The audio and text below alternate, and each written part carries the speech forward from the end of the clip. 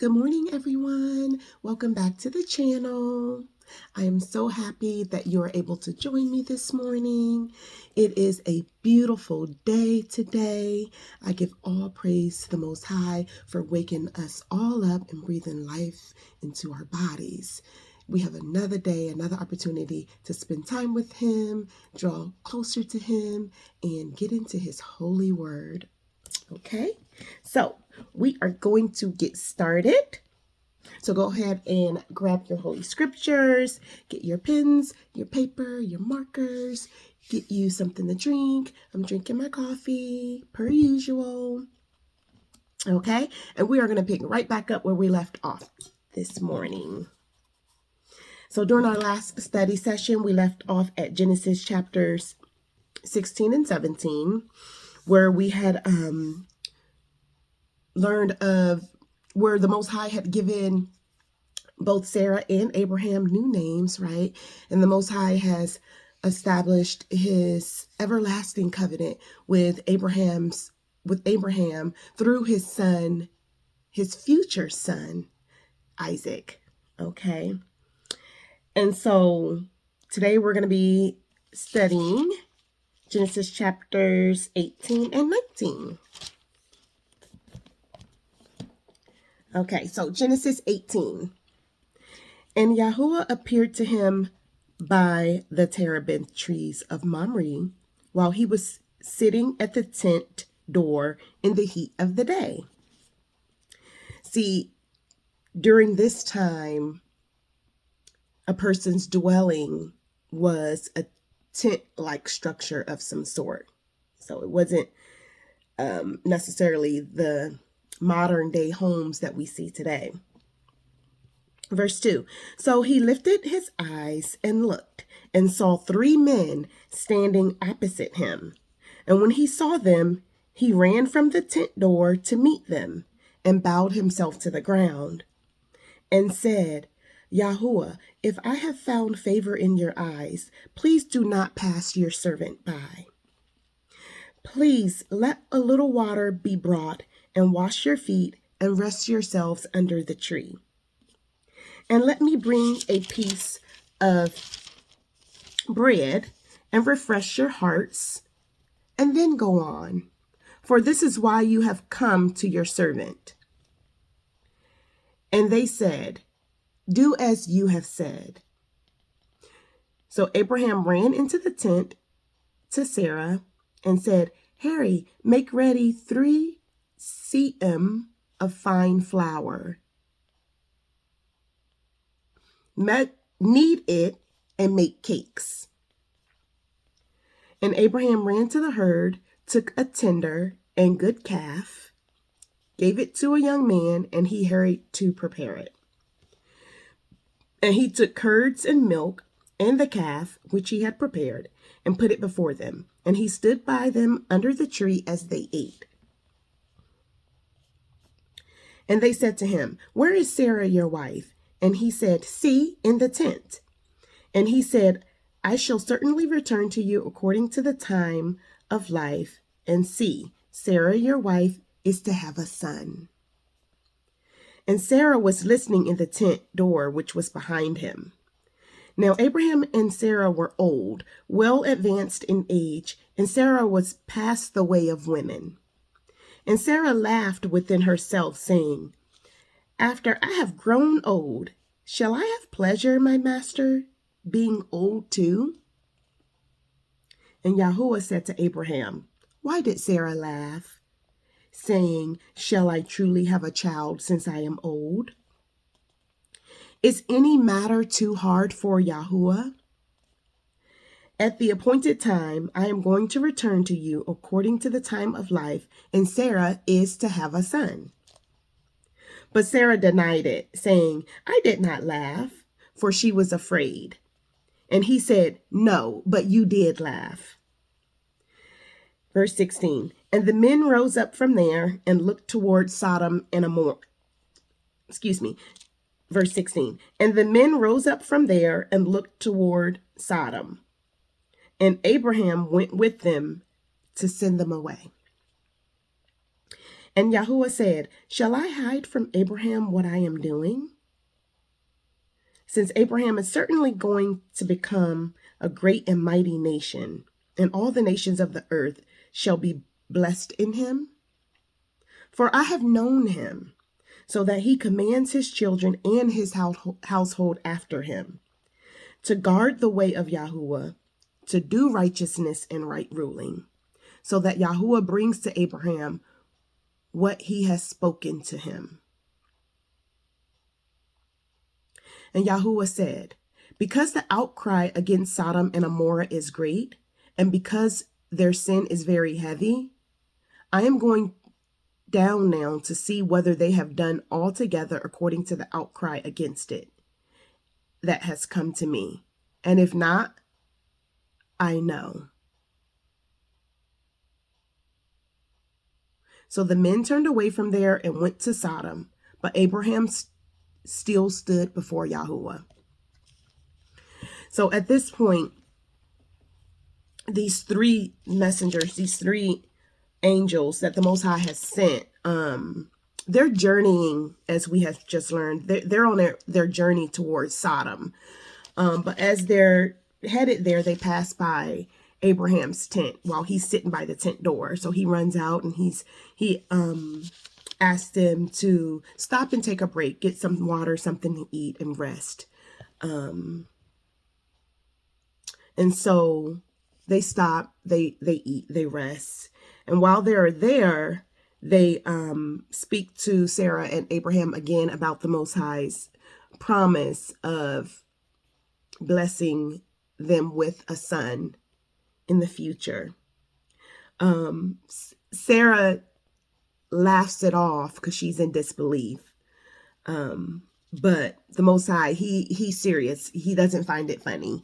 And so his word is going to become true, right? So from there, the men are done with their break. They're headed on towards Sodom as planned. And before they depart, Yahuwah decides to share with Abraham his plan for Sodom, what the angels are, what assignment they're currently on, right? And the Most High decides to share this with Abraham because he trusts him. In verse 19, he says, in verse 18, he asks, shall I hide from Abraham what I am doing? But then he reconsiders and says, since I'm going to make a mighty nation out of Abraham, and all the nations of the earth shall be blessed because of him. I know him, I know him, I trust him. And he's in 19, he says, I know him, for I have known him, so that he commands his children and his household after them to guard the way of Yahuwah, right? So Yahuwah knows that Abraham guards his way. Abraham serves him. He is for him to do righteousness and right ruling, right? And so because of that, the Most High has decided to share his plans with Abraham. So we'll pick back up where we left off at 22. So the men turned away from there and went towards Sodom, but Abraham still stood before Yahuwah. And Abraham drew near and said, would you also destroy the righteous with the wicked? Suppose there are 50 righteous within the city. Would you also destroy the place and not spare it for the 50 righteous that were in it? Far be it from you to act in this way, to slay the righteous with the wicked, so that the righteous should be as the wicked. Far be it from you. Does the judge of all the earth not do right? So here Abraham is being bold. He's coming before the Most High and he's asking him, are you going to destroy the righteous with the wicked? Far be it from you to act in this way. Does the judge of all the earth not do right? Wow, Abraham has such a close and personal relationship with the Most High that he was bold enough to question him.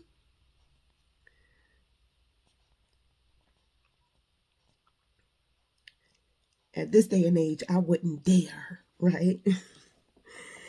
So verse 26, and Yahuwah said, if I find in Sodom 50 righteous within the city, then I shall spare all the place for their sakes.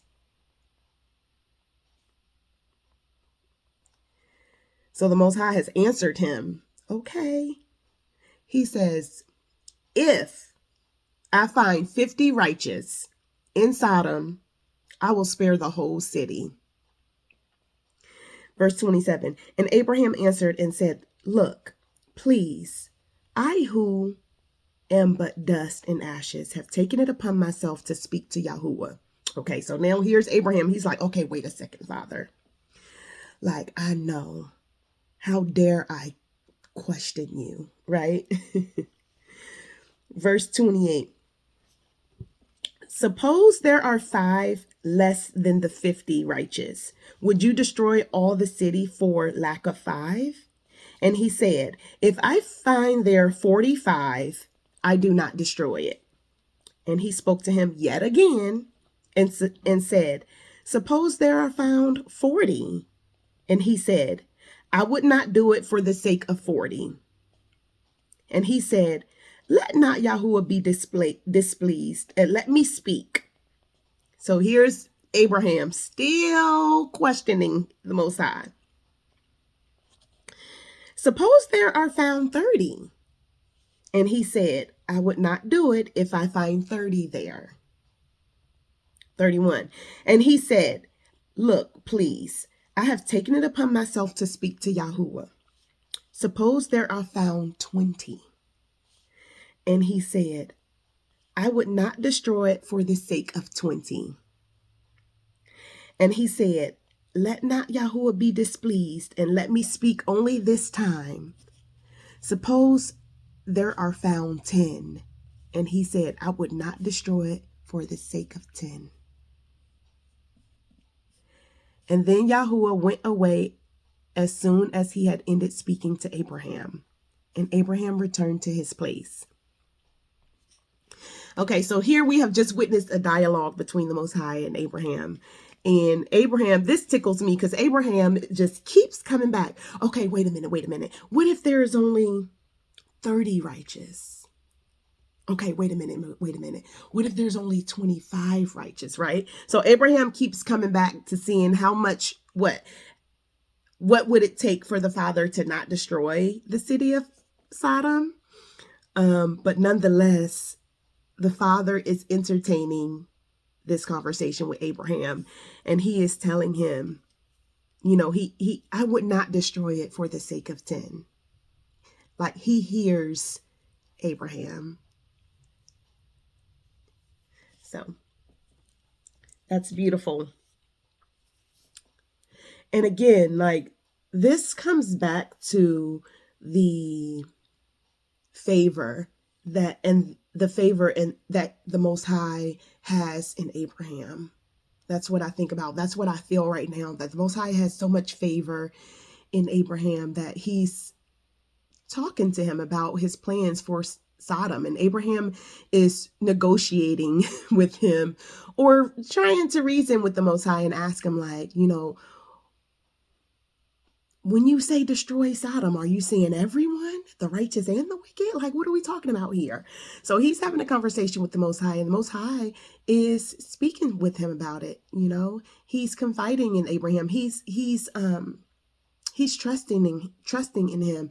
And he's doing this because he knows Abraham. He knows Abraham is righteous. He knows Abraham loves him. He knows Abraham is all about the Most High's ways. And commanding it says it right here, commanding his children and his household to guard the way of Yahuwah, to do righteousness and right ruling. So the Most High knows that Abraham belongs to him. So he trusts him. To have this conversation with him and to consider what it is that he's saying. So that lets me know that tells us that we too can come to the Most High. We can come to him with our concerns and our worries, and we can say, Father, I'm worried about this. I was thinking about this. I'm bringing this to you. I'm bringing this before you, Father. What is your plan for this? And he will hear you, and he will consider your requests. He will speak with you, and he will converse with you. Those of us that are about his business, that are really about serving him and living righteously and in his right ruling, which is what our purpose is, right? That's what he created us to be, in his image. And so those of us that are doing those things, that are seeking him and serving him, man, he is willing, as you see here, he is willing to hear us and talk to us and speak to us about what it is our concerns are. And I just find that beautiful. Okay, so chapter 19. And the two messengers came to Sodom in the evening, and Lot was sitting in the gate of Sodom.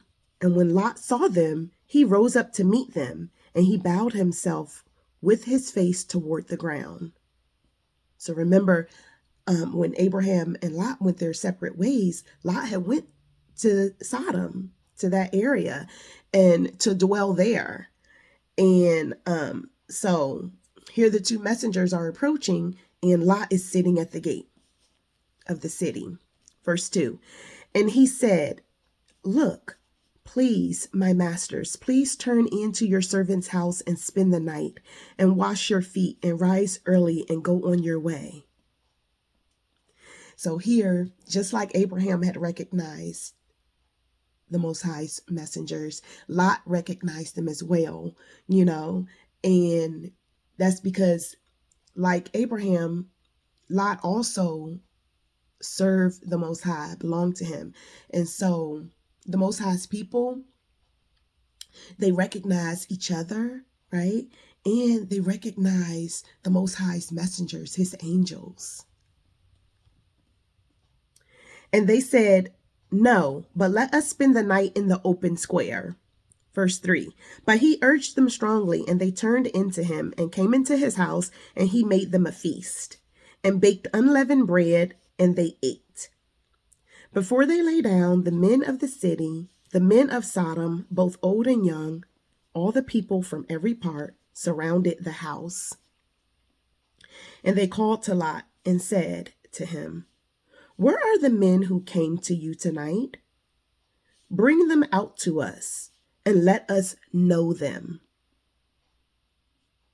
So Lot went out to them through the doorway and shut the door behind him. And he said, Please, my brothers, do not do evil. Look, please, I have two daughters who have not known a man.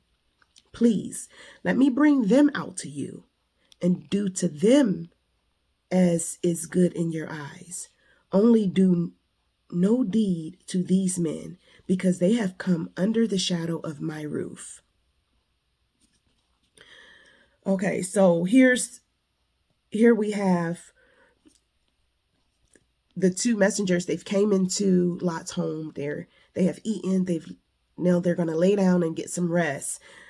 But then all the men of Sodom, both old and young, they've come and they've surrounded Lot's house, and they're knocking on the door, and they're like, where are the men who came to you tonight? Bring them out to us and let us know them, right?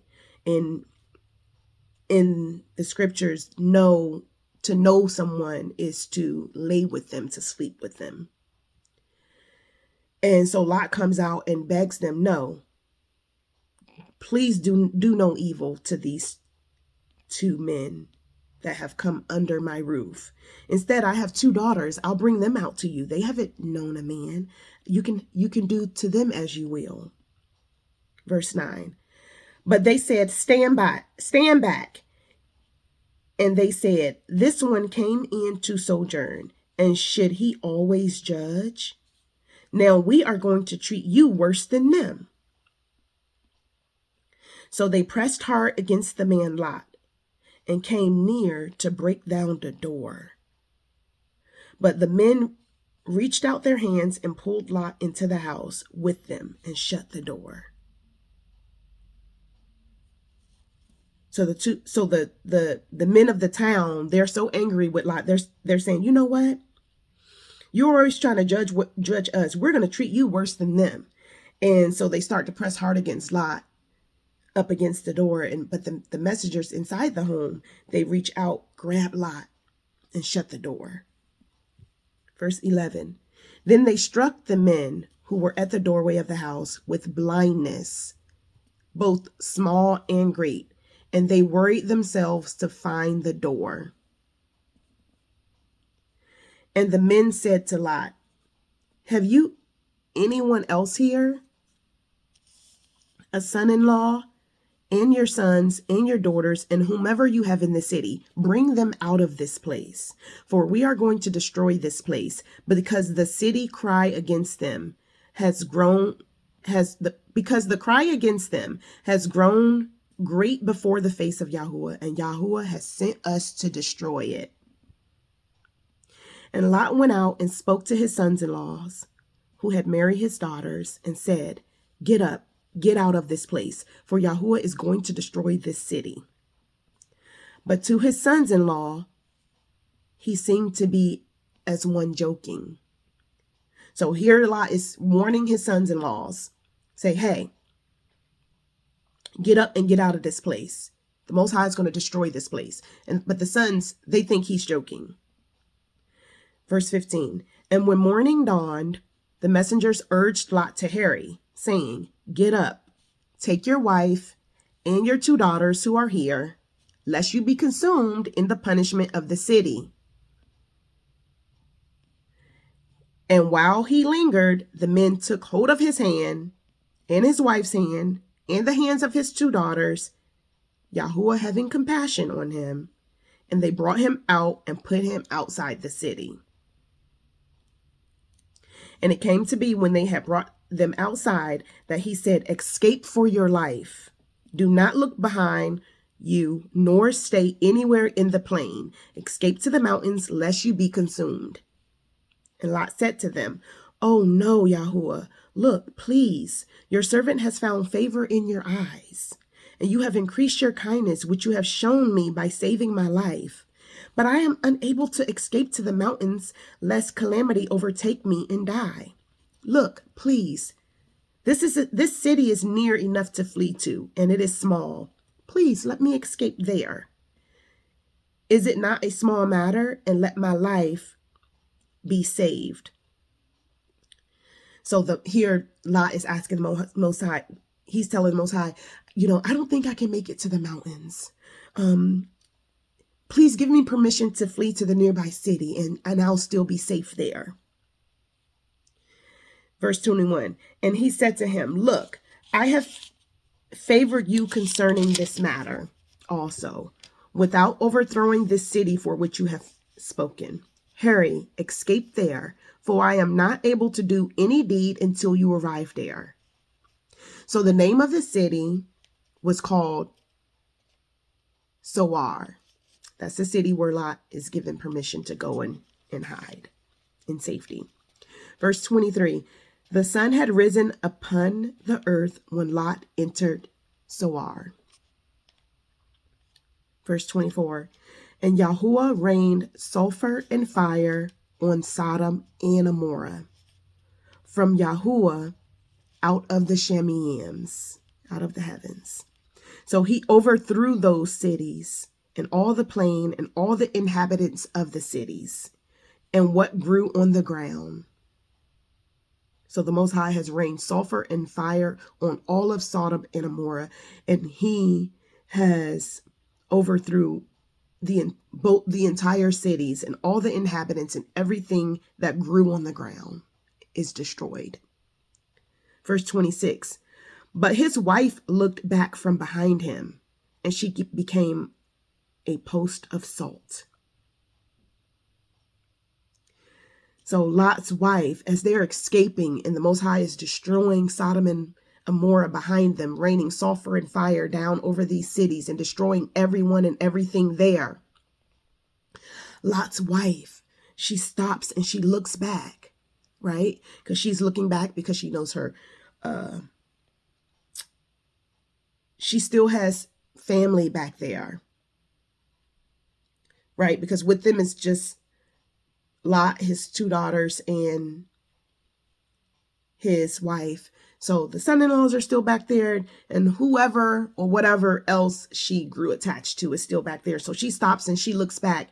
And the moment she stops and looks back, she becomes a post of salt. Just like everything else that was destroyed in the sulfur and the fire, right? And so, although the Most High was pulling her to safety to follow him in his way, away from the wickedness to safety, she didn't keep her eye on him. Instead, she looked back, right? And we can't do that. We have to keep moving forward. We have to separate ourselves from the world and everything in it. We have to stay focused on the Most High. We can't look back, you know?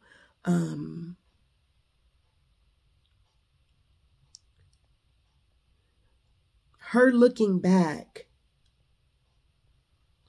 behind her is, it says something. It says that a piece of her heart was still back there, right? And we have to give our whole selves, our hearts, our minds, our bodies, our souls. We have to give all of ourselves to the Most High. Not just some of ourselves, not just a portion of ourselves, but all of ourselves. That is truly the only way we inherit a place in his kingdom. Verse 27, and Abraham arose early in the morning to the place where he had stood before Yahuwah, and he looked toward Sodom and Gomorrah, and toward all the land of the plain. And he looked, and he saw the smoke of the land, which went up like the smoke of a furnace. Verse 29, thus it came to be when Elohim destroyed the cities of the plain, that Elohim remembered Abraham, and sent Lot out of the midst of the overthrow, when he overthrew the cities in which Lot had dwelt. Praise Yah. So you see right here what we were saying earlier, when Abraham was having that conversation with the Most High, he was kind of going back and forth and asking him, would he destroy the righteous with the wicked? The Most High remembered that conversation, and because of his favor with Abraham, he saved Lot, Abraham's nephew, a righteous man. He saved Lot out of Sodom before he destroyed it. And he did that because of the conversation that he had with Abraham. Verse 30. And Lot went up out of Seir and dwelt in the mountains, and his 2 daughters were with him, for he was afraid to dwell in Seir, and he and his daughters dwelt in a cave. And the firstborn said to the younger, our father is old, and there is no man on the earth to come in to us, as is the way of all the earth. Come, let us make our father drink wine and lie with him, so that we preserve the seed of our father. So they made their father drink wine that night, and the firstborn went in to lay with her father, and he was not aware of it when she lay down or when she arose. And it came to be on the next day that the firstborn said to the younger, see, I lay with my father last night. Let us make him drink wine tonight as well. and you go in and lie with him, so that we keep the seed of our father.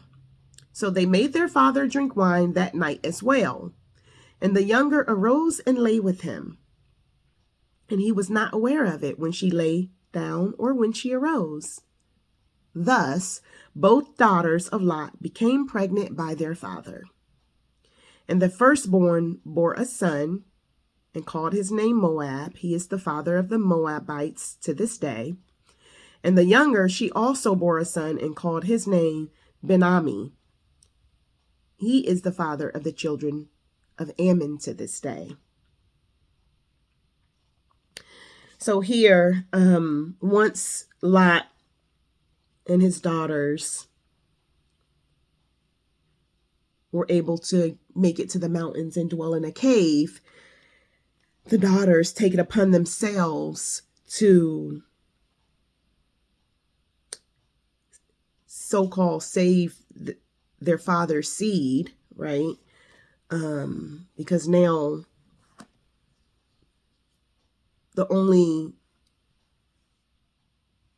existence is them and Lot, right? Because Lot's wife was turned to a pillar of salt along with the city of Sodom and Gomorrah. And so the daughters have taken it upon themselves to lay with their father and bear sons by their father. And so we'll stop here. That's the end of chapter 19, and we'll stop there. And when we come back, we'll pick back up at 20 and see where this goes from here.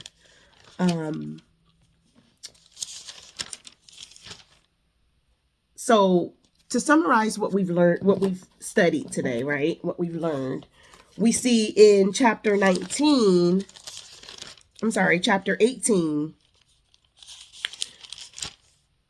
the messengers have been sent to Sodom and Gomorrah to execute the Most High's will on Sodom and Gomorrah, right? They've stopped with Abraham and they've rested. Abraham was able to have a conversation with the Most High, and through that conversation with the Most High, and that he was able to save his nephew Lot from the Most High's wrath, right? As we see in 19, where Sodom and Gomorrah was destroyed because of their wickedness, right? The outcry of the city had the evil had become so wicked, so much so that the men were even knocking down Lot's door to sleep with the messengers, right? They had become perverted in their ways.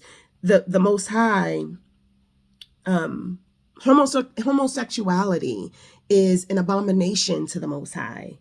It's considered evil and wicked, and these men banging down the doors to sleep with the messengers, threatening Lot what they would do to him. So much so Lot offers his daughters to them. They don't want the daughters, they want the men instead.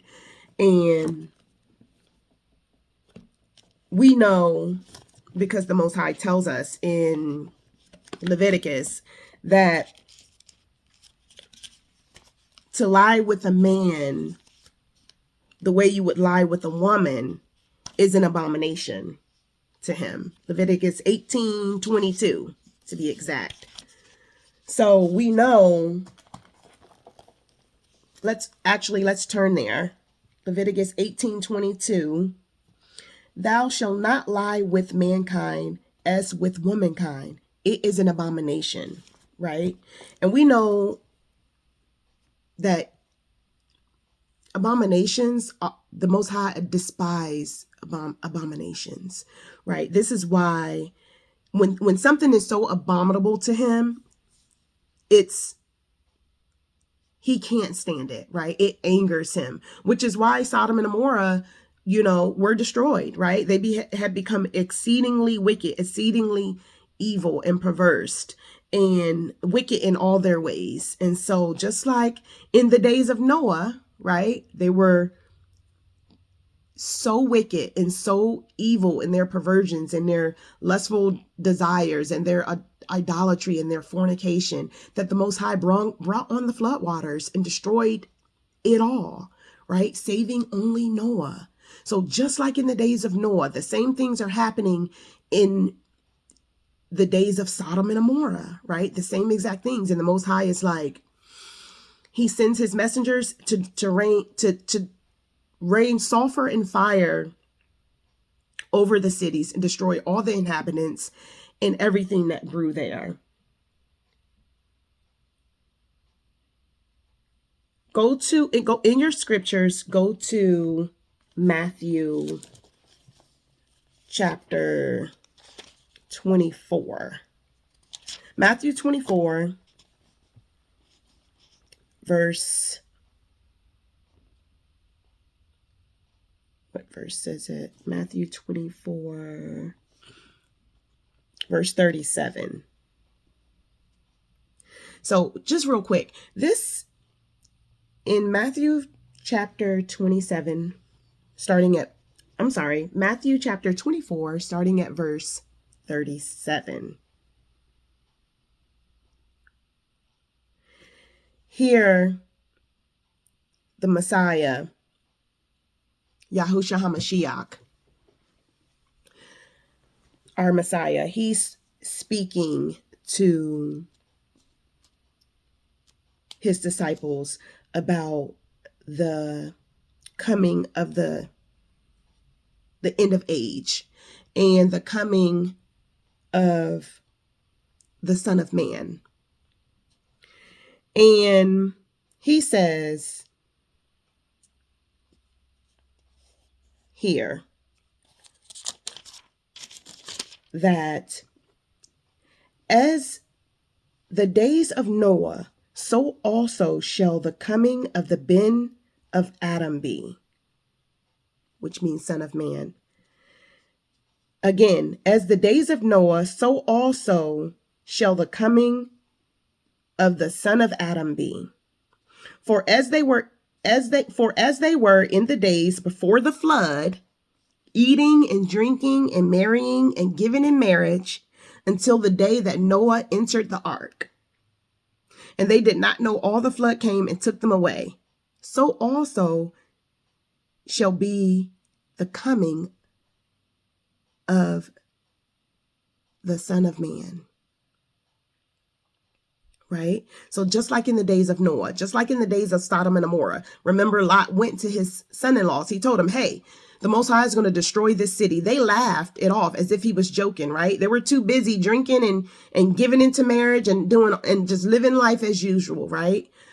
Just like today, we know that the Son of Man is returning. We have it right here in Scripture.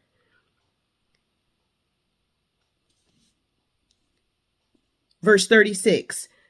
But concerning that day and that hour, no one knows, not even the messengers of the Shemaims, but my Father only. So we see here, just like then, the coming of the Messiah, the coming of the Son of Man, it's going to be just like in the days of Noah, right?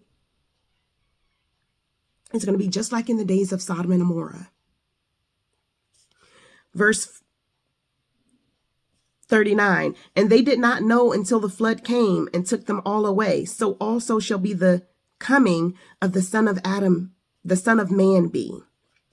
Verse 40, then two shall be in the field. The one is taking and the one is left. Two shall be grinding at the mill. One is taken and one is left. Right? Just like in the days of Noah, when the flood came, all the wicked were destroyed.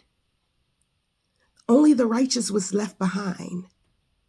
Noah and his family. Just like in the days of Sodom and Gomorrah, all the wicked were destroyed. Only the righteous were left behind. Lot and his family, right? So will be during the coming of the Messiah. The same will happen.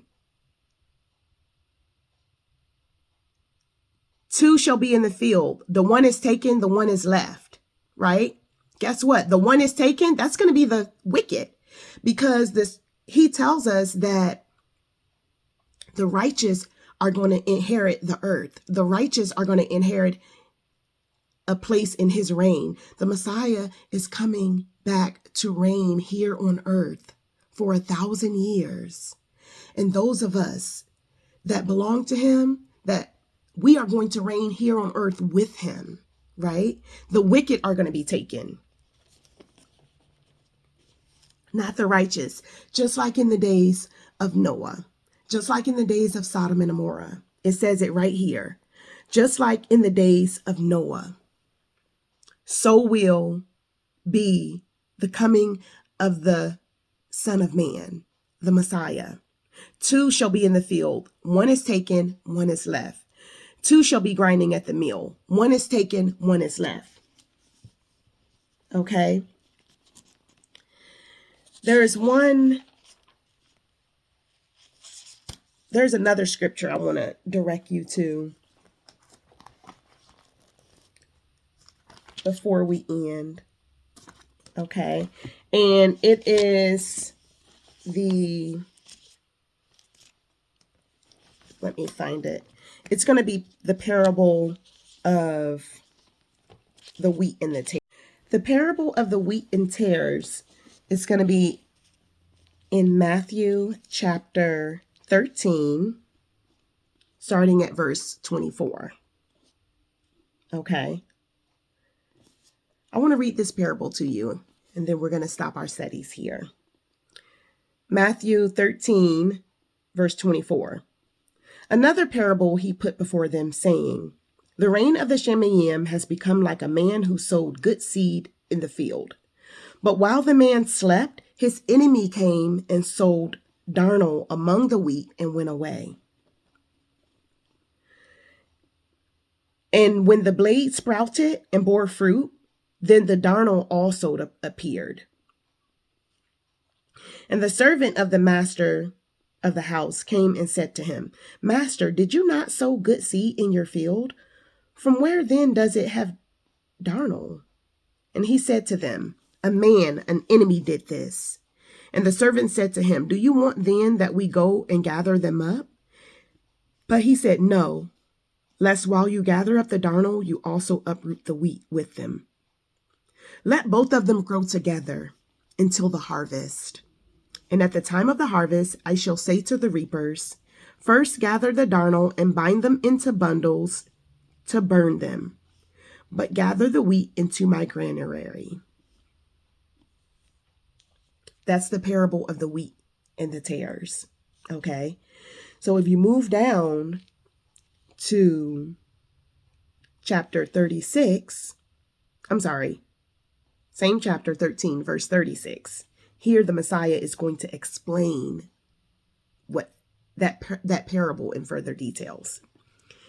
Then, having sent the crowds away, Yahusha went into the house, and his Talmudim, which are his disciples, they came to him saying, explain to us the parable of the darnel of the field. Darnel is a Hebrew word for tares. And the wheat and the tares, the wheat, the grain of wheat, right? It looks similar to a tare. The difference between the two is that the tare doesn't actually produce any fruit when it is full grown. So it's like grass. It's like the wheat is the grass, and then in grass, you might have weeds grow, right? So you just pull those out because they look like grass, but it's not grass, right? So that's the same thing with the parable of the wheat and the tares. The wheat is the good grain, and the tare is the grain that looks like wheat, but it's not really wheat. So anyway, the Messiah is explaining it. He's saying, verse 37, and answering said to them, he who is sowing the good seed is the Son of Man, and the field is the world. And the good seed, these are the sons of the rain, the righteous. But the darnel are the sons of the wicked one. And the enemy who sowed them is the devil. And the harvest is at the end of age. And the reapers are the messengers. As the darnel then is gathered and burned in the fire, so it shall be at the end of this age. And the Son of Man shall send out his messengers, and they shall gather out of his reign all the stumbling blocks and all those doing lawlessness. Right? So he's going to send the messengers to gather out of his reign, right? Because remember, he's going to reign here on earth for 1,000 years. And we're going to learn that in Revelations. And so, however, he's going to send out his messengers, and they're going to gather out of his reign all the stumbling blocks and all those doing lawlessness, and shall throw them into the furnace of fire, where there shall be wailing and gnashing of teeth. Then the righteous shall shine forth as the sun in the reign of their Father. He who has ears to hear, let him hear. Okay, so here the Messiah is explaining the harvest. He's saying it's going to come at the end of age, right? Just like in the days of Noah, like we just read. It's going to come at the end of age. And the Messiah is the Son of Man, the Messiah. He's going to send his messengers, and they're going to gather out of his reign. His reign, the Messiah's reign, is here on earth for 1,000 years. The Most High, our Father, Yahuwah, has promised the Messiah that he will reign here on earth for 1,000 years. This is going to be his kingdom, period. When he's going to return to reign here on earth along with his righteousness, right? However, when that time comes, he's first going to send out his messengers, and they're going to gather out of his reign all of the stumbling blocks and those doing lawlessness, right? So that's his harvest. That is his harvest. He's going to send out his messengers, right? You hear it here. The messengers are his reapers. They're going to pluck out all the darnel, all the tares. That's when the tares are going to be removed from the wheat. And the wheat is going to remain. Just like in the days of Noah, where all the wicked were destroyed and the righteous remain. Just like in the days of Sodom and Gomorrah, where all the wicked were destroyed and the righteous remain. So we're going to stop here, right? I thought it was the Most High led me to those scriptures because we see here that there is a pattern, right? With the Most High and how he operates. You know, his desire is that no one should perish. That is his desire. That's what his word says, right? However, only the righteous will inherit the kingdom. Only the righteous. No unrighteousness will inherit the kingdom. And that's just a fact. That's what he says, right? He says it just as in the days of Noah. He showed it again in the days of Sodom and Gomorrah. And he says that's exactly how it's going to be at the end of age when his son, the Son of Man, returns to reign. Returns for his reign, right? It's the lawlessness, the wicked, the unrighteousness. They're going to be removed from his reign. The stumbling blocks, the lawlessness, it's all going to be removed from his reign. Okay. But we're going to learn more about the Messiah's reign here on earth because the scriptures do go into great detail about his reign here on earth. But we're going to stop here in our studies, right? And so as you go about your journeys today, I really just want you to think about everything we've learned today, all the scriptures we've read today, right? And I want you to go back and I want you to take the time to study them and read them for yourselves, right? We covered Genesis chapters 18 and 19, right? We looked at Leviticus 18, verse 22, where the Most High talks about homosexuality and give us that understanding as to why these men, these cities were so wicked in his eyes, right? And we can only go off the events that are shared with us here in the scriptures, right? And go back to Matthew chapter 24, right? Starting at verse 37, and read about the parable of the wheat and the tares and get that understanding for yourself. Get that understanding for yourself. I'm sorry, not Matthew 24. Matthew chapter 13. Matthew chapter 13, verse 24. Go back and study that and learn about the parable of the wheat and the tares, right? Matthew chapter 24, verse 37 is where you can read and study on the Most High's analogy and how he says that the end of age is going to be like in the days of Noah, right? So don't just rely on today's study session, right? Because we're cramming a lot of understanding in 40 minutes. Go back, read these scriptures on your own. Really seek that understanding. Really speak to the Father, converse with him, just like Abraham did, right? Talk to the Father, speak to him, ask him to answer those questions, ask him to give you that understanding so that you can see what it is that he has planned for you, what he has planned for us, you know? Anyway, we'll end here. When we return, we're going to pick back up at Genesis chapter 20, right? Okay.